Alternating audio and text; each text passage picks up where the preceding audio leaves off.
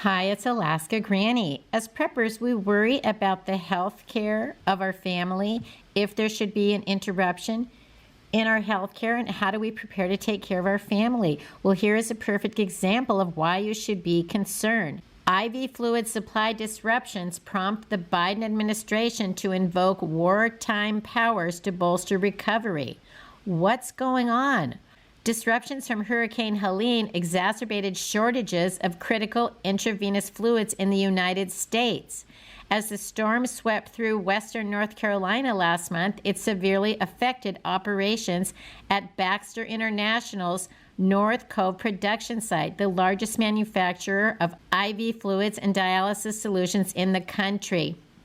After a pause, Baxter resumed distribution of supplies, but with significant restrictions on the amount that could be ordered. Since last week, Baxter has expanded order capacity to up to 60% of typical volume from some of the most in-demand IV fluids.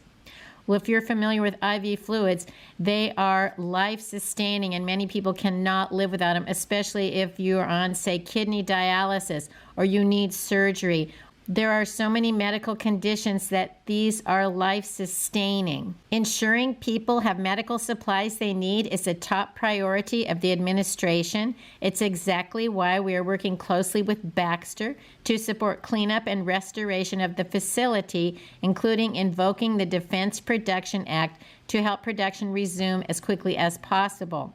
You might remember during COVID, President Trump and then President Biden had them bolster production of supplies used for vaccines, ventilators, personal protection devices, and all of that.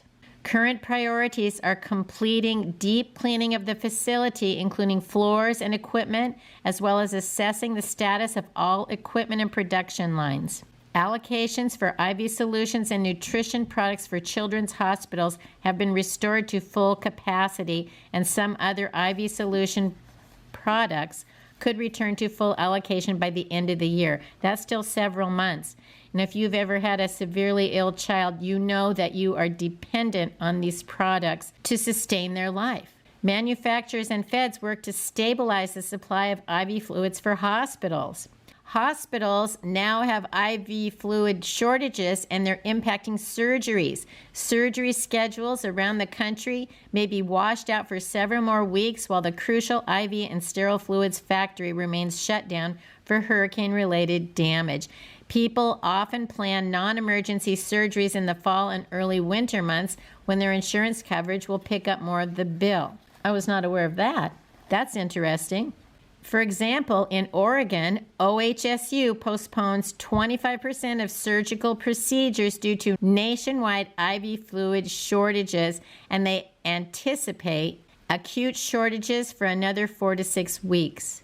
The IV fluids in short supply include saline, electrolytes, and dextrose. They are among the most common treatments hospitals give patients during surgeries, in intensive care, and in the emergency department.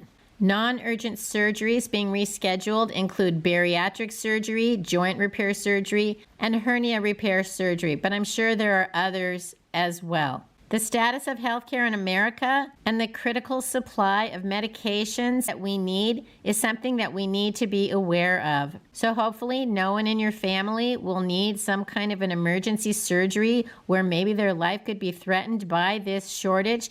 Hopefully your life won't be disrupted by any scheduled surgery that you have, which would now be considered non-urgent and could be postponed. Do you feel like you are prepared? Do you have enough first aid supplies, enough knowledge that you can take care of yourself in an emergency situation? We don't know what's coming. It seems to be one thing after another. These are certainly trying times. I hope you'll like my video, share it. Please subscribe to the Alaska Granny channel.